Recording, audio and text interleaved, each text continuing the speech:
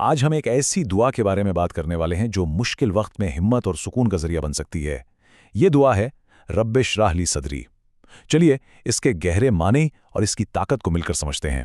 زندگی میں اکثر ایسے موقع آتے ہیں جب کوئی بڑا امتحان ہو، کوئی اہم انٹرویو ہو یا کوئی ایسی ذمہ داری ملے جو بہت بڑی لگ رہی ہو اور دل میں ایک انجانا سا خوف اور گھبراہٹ محسوس ہوتی ہے۔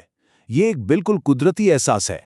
دیکھیں، یہ جو گھبراہٹ کا احساس ہے یہ کوئی عجیب بات نہیں ہے۔ یہ ہم سب کا ایک مشترکہ تجربہ ہے۔ ہر انسان زندگی کے کسی نہ کسی موڑ پر خود کو اس کیفیت میں پاتا ضرور ہے، اور ایسے ہی لمحوں میں ہم ایک سہارے کی تلاش کرتے ہیں۔ جب بھی ہم پر دباؤ بڑھتا ہے تو کیا ہوتا ہے؟ ذہن الجھ جاتا ہے اور دل میں ایک بے چینی سی رہتی ہے۔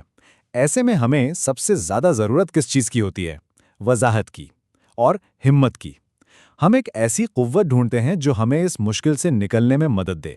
تو یہ روحانی سہارا، یہ ہمت ہمیں ایک ایسی دعا میں ملتی ہے جو حضرت موسیٰ علیہ السلام نے اللہ سے اس وقت مانگی تھی جب انہیں ایک بہت بڑی ذمہ داری سونپی جا رہی تھی۔ دعا کے جو پہلے الفاظ ہیں وہ ہیں، اے میرے رب میرا سینہ کھول دے۔ یہ صرف الفاظ نہیں تھے، یہ گہری التجا تھی، ایک دل سے نکلی درخواست تھی اس وقت جب انہیں ایک عظیم مشن کے لیے ہمت اور حوصلے کی شدید ضرورت تھی۔ تو سوال یہ ہے کہ ان سادہ سے الفاظ کے پیچھے آخر کیا گہرے معنی چھپے ہیں؟ آئیے اس حکمت کے خزانے کو کھوجتے ہیں۔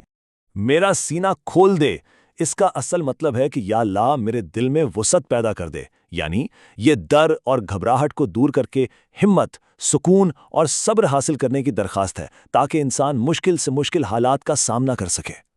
اور دیکھیے یہ دعا کتنی مکمل درخواست ہے۔ اس کے 3 اہم حصے ہیں۔ پہلا قدم اندر سے مضبوطی یعنی ہمت اور سکون مانگنا، دوسرا قدم جو کام سامنے ہے اس میں آسانی طلب کرنا، اور تیسرا اپنی گفتگو میں وضاحت یعنی کلیئرٹی کی دعا کرنا۔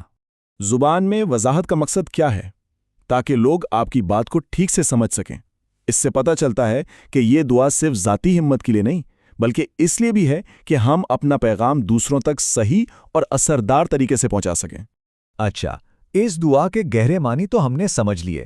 اب دیکھتے ہیں کہ ہم اسے اپنی روزمرہ زندگی میں عام حالات میں کیسے استعمال کر سکتے ہیں۔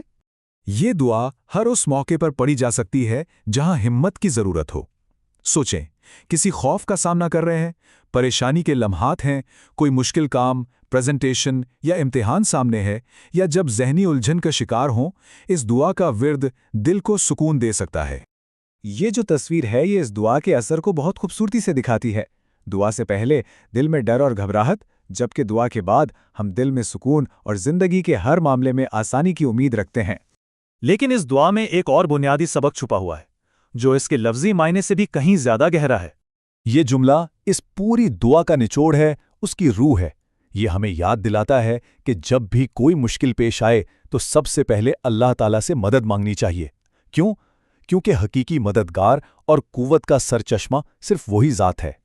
تو اس کا مطلب یہ ہوا کہ یہ دعا صرف چند الفاظ کا مجموعہ نہیں ہے بلکہ اس عظیم عقیدے کی یاد دہانی ہے کہ ہر قسم کی قوت اور سہارا صرف اور صرف اللہ کی طرف سے ہی آتا ہے۔ اس دعا کی گہرائی کو سمجھنے کے بعد ایک سوال آپ کے لیے۔ آج کے دور میں آپ کی اپنی زندگی کے کون سے معاملات ہیں جہاں اس دعا سے رہنمائی اور ہمت حاصل کی جا سکتی ہے؟ اس پر ضرور سوچئے گا۔